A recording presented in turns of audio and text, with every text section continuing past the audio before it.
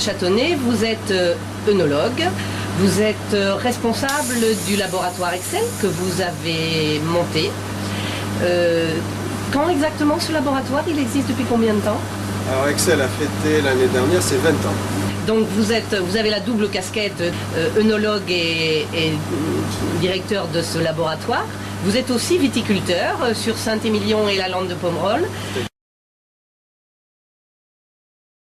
Votre label, c'est quoi ce label? Depuis quand il existe? Pourquoi vous l'avez initié? Ce label s'appelle Excel Nature. Si vous pouvez...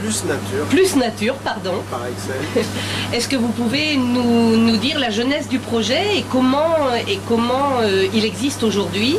Avec quelle reconnaissance et qui sont les producteurs qui font appel à vous? Alors c'est une démarche qui a commencé entre 2007 et 2008, qui a pris forme en 2009 de manière plus sérieuse, qui consiste en quoi? En fait, c'est un constat sur le fait que dans le domaine de la production vitivinicole, il est nécessaire de protéger la vigne et ses fruits de l'impact de beaucoup de maladies, donc l'usage de certains produits phytosanitaires. À moins d'être bio ou biodynamique, de n'utiliser aucun intrant phytosanitaire, c'est-à-dire des molécules de synthèse, les autres sont bien condamnés à utiliser pour la protection de leur production certains traitements et donc d'être amenés à utiliser des produits qui ne sont pas classiques dans la nature. Donc pour limiter l'impact de ces substances qui sont un peu indésirables parce qu'elles ne font pas partie de notre environnement naturel, la démarche est la viticulture raisonnée, c'est-à-dire on utilise le traitement quand il est vraiment nécessaire, au moment opportun, en réduisant les quantités le plus possible, en acceptant de prendre des risques également, pour que l'impact sur le produit fini, en l'occurrence le vin, et l'environnement des utilisateurs et des voisins des vignobles soit le plus limité possible. Pour cela, c'est facile à déclarer, on peut faire tous de la viticulture raisonnée. Maintenant, la façon de le prouver, in vino veritas, c'est ce qui reste dans la bouteille.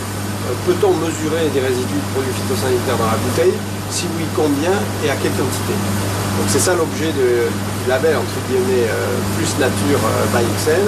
C'est un cahier des charges qui instaure des limites moyennes de résidus maximales sur le vin et pas sur le vin. Aujourd'hui, la législation s'intéresse à des LMR sur le raisin. Or, les raisins de cuve servent à faire du vin.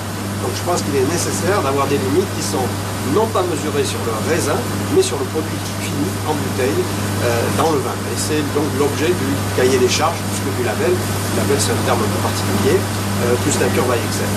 Et vous avez beaucoup de producteurs qui font appel à vous pour ce... Vous m'avez dit pas ce label, mais ce cahier des charges. Voilà. Un label privé, c'est oui, un voilà. cahier des charges. Donc oui, on a plusieurs producteurs, et il n'y a pas simplement que des producteurs, si vous voulez. Vous avez aussi des metteurs en marché, des négociants, des chaînes de grande distribution qui s'intéressent à l'état des lieux des résidus de pesticides dans leurs produits.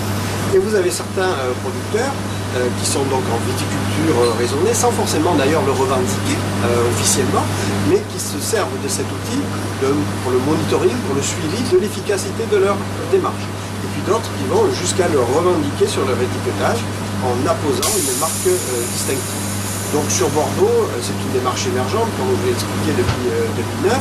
On a environ 25-30 producteurs qui réalisent de manière régulière, systématique, le contrôle de leur production sur le produit fini. Ça, j'insiste, c'est une démarche qui doit s'appliquer sur le produit au moment de sa commercialisation. Étant donné la qualité des travaux que vous faites au sein de votre laboratoire, et revenant à l'article qui a été beaucoup critiqué, est-ce que vous pouvez quand même nous confirmer que les résultats que vous avez donnés à Que Choisir et qui ont été publiés sont des résultats fiables et qu'ils ont fait l'objet bien sûr d'analyses fiables? Je l'espère, en tout cas le laboratoire est accrédité par le COFRAC pour le dosage des résidus en méthode multirésidus de pesticides, donc on dose plus de 200 molécules et on est accrédité sur presque 160 je pense. Donc j'estime que oui, nous avons fait preuve de la capacité à mesurer les pesticides à ce niveau de concentration. Parce qu'effectivement, il existe beaucoup de laboratoires qui ont des limites de détection nettement plus élevées et qui se contentent de ces limites de détection et de quantification beaucoup plus élevées au prétexte que les limites maximum de résidus, ces fameuses LMR légales et officielles, sont suffisamment hautes, élevées pour ne pas être capable ou de ne pas avoir la motivation d'aller rechercher des concentrations un peu plus faibles. Donc je pense que oui, on a largement fait depuis 20 ans la preuve de notre capacité à mesurer ce qu'on appelle les contaminants traces dans les vins ou dans les matériaux au contact des vins comme les bouchons, le bois, les barriques, le packaging en général. Ensuite, effectivement, on mesure des contaminants qui sont présents dans des concentrations extrêmement faibles, qui pour autant parfois peuvent avoir des impacts sur le produit. Mais les mesures que l'on a réalisées confirment la faiblesse de la quantité des résidus dans les vins et confirment leur innocuité à ce niveau de concentration. Alors, dans le journal Sud-Ouest, vous évoquiez ces LMR. Est-ce que quand même, ça semble apparaître comme une solution, est-ce que ça n'est pas la solution au moins pour éviter ce qui se dit actuellement un petit peu dans tous les sens, c'est-à-dire qu'il y ait un standard de règles en fait et de quantification dans le vin? Est-ce que vous pouvez nous en dire plus? Ce n'est pas l'étude de choisir et les débats actuels qui ont fait émerger la nécessité de la mise en place du LMR dans le vin. On en parle, mais le problème c'est qu'on en parle depuis longtemps et depuis très longtemps. Donc Excel l'a fait. Excel ne revendique pas des compétences en matière toxicologique pour imposer ceci ou cela. Elle se base sur deux choses. Les observatoires de mesure de résidus de pesticides dans les vins qui sont réalisés régulièrement par Excel et par d'autres organismes, et sur les travaux de toxicologie qui servent à l'élaboration des LMR.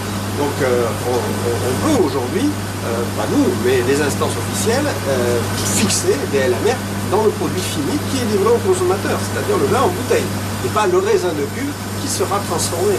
Car grâce à Dieu, le processus de vinification est un processus épurateur absolument phénoménal.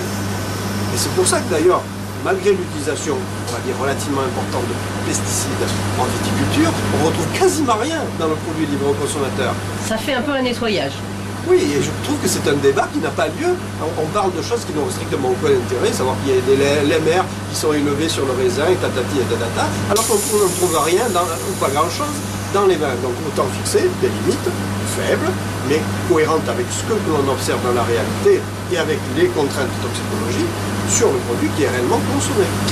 Alors, quand même, la presse s'est beaucoup fait l'écho, tout en disant il n'y a pas de problème de santé lié au vin et aux pesticides. La presse se fait l'écho de maladies, c'est vrai, de viticulteurs, de cancers, de maladies de Parkinson. L'étude de Génération Future fait apparaître des taux de pesticides dans les cheveux des viticulteurs et des voisins des vignobles. Vous, ce que vous dites, c'est il y a peut-être un problème sur les utilisateurs des produits, mais pas pour le consommateur du vin. Ah ben c'est absolument avéré. Il n'y a aucune étude qui montre qu'en consommant du vin, on s'intoxique. C'est exactement le contraire. Exactement le contraire. Par contre, effectivement, et c'est l'objet de notre démarche, nous mesurons des résidus de pesticides dans le cadre du label Plus Nature dans le produit fini, pour attester de l'efficacité d'une démarche au niveau du vignoble. Et cette démarche, elle est quoi? C'est la réduction du risque en premier lieu pour les utilisateurs, comme vous venez de le dire, et pour l'environnement proche du vignoble.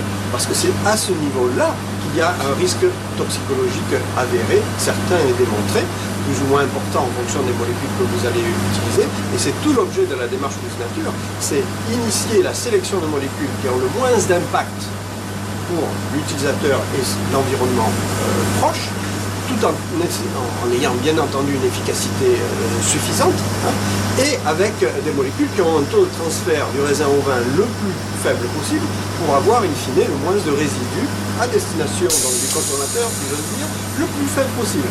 La boucle est bouclée. Merci beaucoup. Merci à vous.